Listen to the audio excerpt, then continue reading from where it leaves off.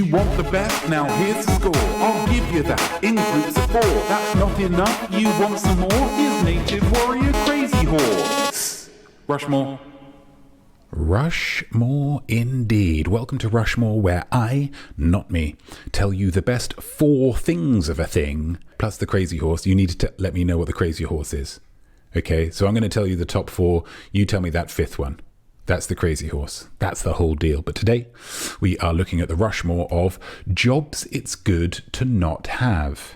Yes, it's not fun to not have a job, but there are jobs out there that are terrible, and we don't want to have those jobs, so it's good to not have those jobs. So let's try and focus on those jobs, and then maybe I won't have to have so many sad baths. So here we go. Jobs that it's good to not have. We've got our Jefferson, our Lincoln, our Washington, and our Roosevelt. What is number 1? Taylor Swift PR. Taylor Swift has the world at her feet. Millions of people hang on her every word, eagerly awaiting her next music release, acting cameo, or relationship drama. Everything she touches turns to gold, which means, at one point or another, she's going to mess up. It's the law of averages, guys. Nobody is squeaky clean, except for Tom Hanks. And Hanks, my friends, is a white peacock, the exception that proves the rule. And when she does mess up, it's that PR person who's going to have to perform emergency reputation surgery.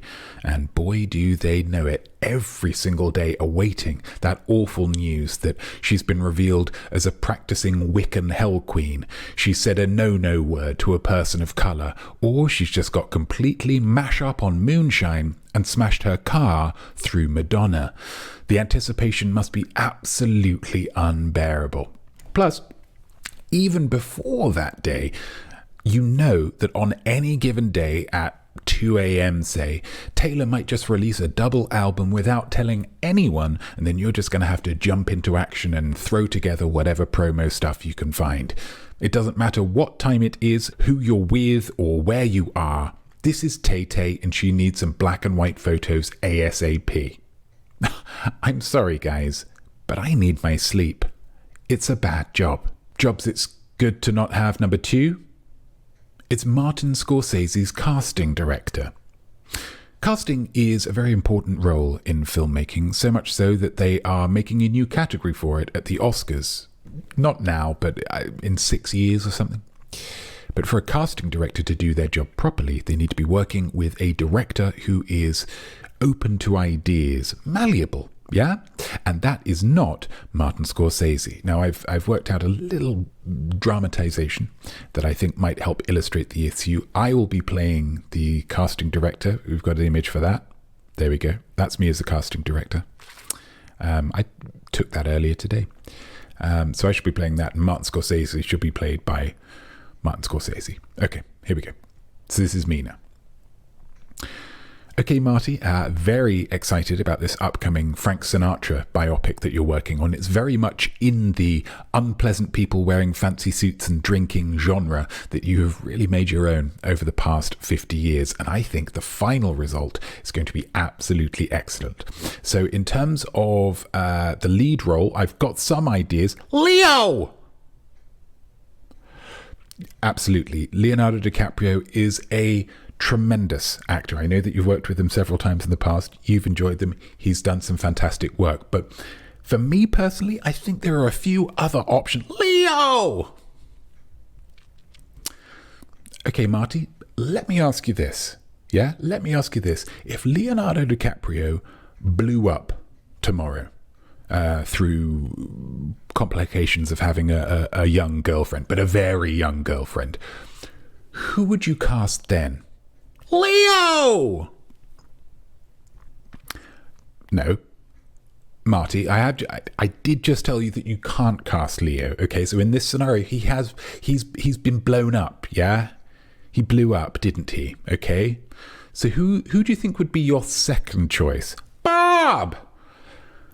Okay, Robert De Niro is 80 years old. I think what we learn from The Irishman is that you can make him kind of look younger, but you can't make him necessarily act realistically young. I think that was, obviously it worked perfectly in The Irishman, but I think for this particular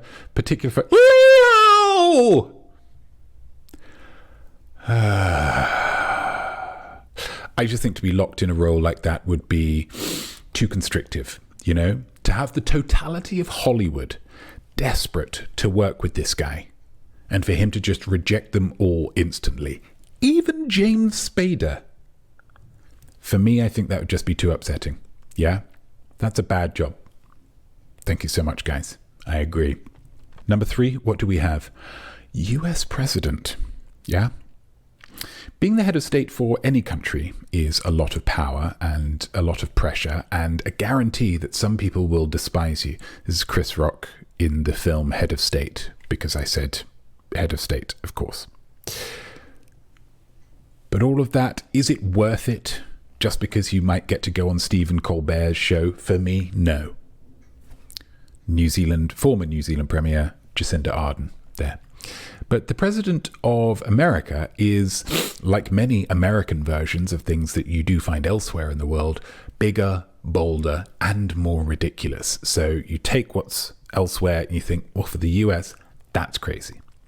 Now, the current US President, Joe Biden, won the popular vote and the overall election by garnering, in 2020, and this is absolutely incredible, 81,283,501 votes. That's huge, yeah? But that also means that in the country where he's in charge, over 250 million people, did not vote for him. I mean, just from a self-esteem standpoint, that's got to be pretty tricky.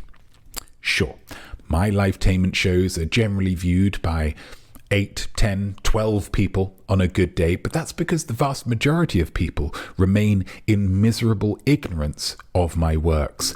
Thanks very much, algorithms. But everybody knew about Joe Biden. In 2020, you couldn't move for his charming, wrinkled face, and most of those people still chose not to vote for him. Plus, you're never on your own, you have to work long hours, you have social engagements even after you've finished work that are kind of just like more work, and with 45 people in history having been president and 4 of them having been assassinated, it's actually, statistically speaking, the most dangerous job in history. That's a bad job. That's 3. Our 4th job that it's good to not have might surprise you a little bit, but give me a second, yeah? Horse. There is something majestic about being a horse. Your speed, your mane, your long face and visible musculature. There is a reason that you and your kind have been rendered so frequently in oil paint. You're a crowd pleaser. But as soon as you become employed, let's be honest, regardless of what you're doing, regardless of how qualified you are or any extra commendations you've received, regardless of how glowing your references are from previous employers, someone's sitting on you. Whether racing, whether parading, whether jumping, whether marshalling other animals, it all goes very simply, your back, and then immediately above your back, somebody's bum. Yeah? The employed horse is, let's be clear on this, essentially an old-fashioned bicycle.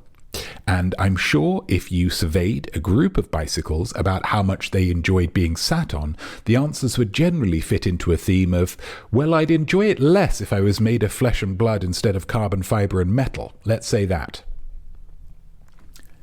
Yes, a horse is strong. Yes, a horse can take it more than a human could. Yes, if you're a racehorse specifically, then the people they're dolloping on top of you are only we. But a human sitting on you is a human sitting on you, and that's a huge turn-off for me. It's a bad job. We've got the Washington, we've got the Jefferson, we've got the Roosevelt, we've got the Lincoln. Now, all we need is for you to let me know below what you think the crazy horse should be. Thank you. Thought you're going down the route of her talking about famous people in her songs. Yeah, that's another. Yeah, absolutely. PR-wise, somebody gets onto you. She's actually talking trash about this very famous person that a lot of people really like, and you go, well, she's able to. She actually, it's not technically. I mean, that says it all, doesn't it? That says it all.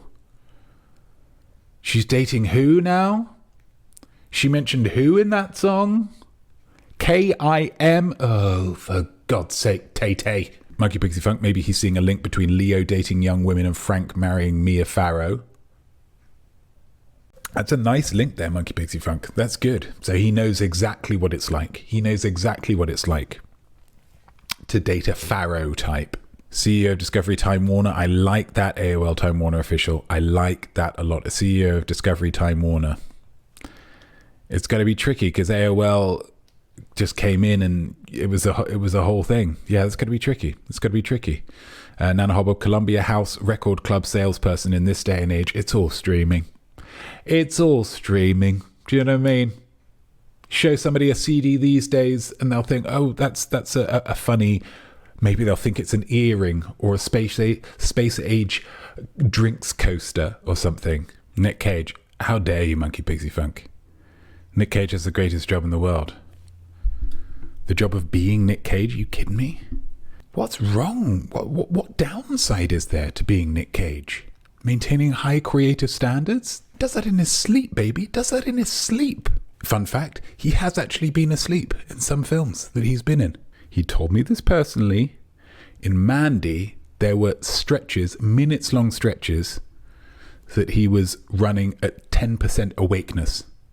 That probably didn't happen, but it's a memory that I have. Just put kids to bed, so miss the text at the bottom. Who's the greatest person suitable for Mount Rushmore? Oh, okay. I just assumed that Nick Cage was your default question. So anytime somebody asks you a question, you're not quite sure what the question was, the answer is always Nick Cage. In a meeting at work, Monkey Pixie Funk has dozed off. MPF, what are your thoughts on it?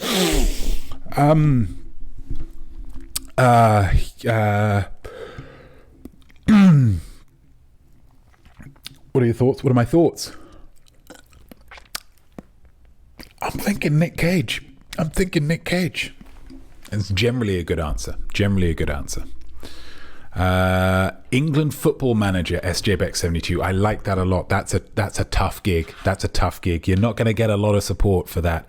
Even the current chap, Captain Waistcoat, he's had his fair share of stick, even though England have done particularly well.